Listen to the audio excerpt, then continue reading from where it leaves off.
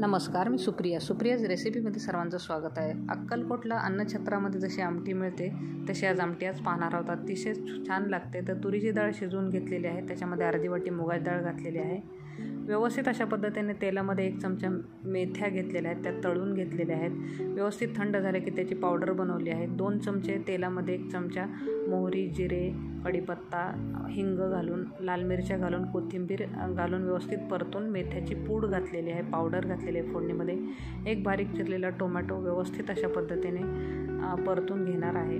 हे अर्धा चमचा हळद, 1 चमचा तिखट, 1 चमचा गोडा मसाला, 1 चमचा धनेपूड, 1 चमचा जिरेपूड आणि लिंबा एवढे चिंचेचा कोळ व्यवस्थित अशा पद्धतीने फोडणीमध्ये घालून मीठ घातलेलं आहे. गुळाची 1 चमचा पावडर घातलेली आहे आणि हे जे आटलेलं वरण होतं, साधं वरण, तर त्यामध्ये ॲड केलेलं आहे. उकळलेलं पाणी ॲड केलेलं आहे आणि छान याला खळखळून उकळी येऊ दिली आहे 10 मिनिट. तर वरण एकजीव होतं. ही जी आमटी आहे तर खूप छान लागते. नक्की एकदा तरी ट्राय करा. कोथिंबीर आणि खोबरं घालून छान 10 मिनिट उकळून घेतलेली आहे आणि भातासोबत किंवा पोळी भाकरीसोबत नक्की सर्व करा ही अन्नछत्रातली आमटी. तर ही शक्यतो पातळच असते. मेथ्यामुळे याला दाटसरपणा येतो आणि भात, वरण आणि लिंबाचं लोणचं.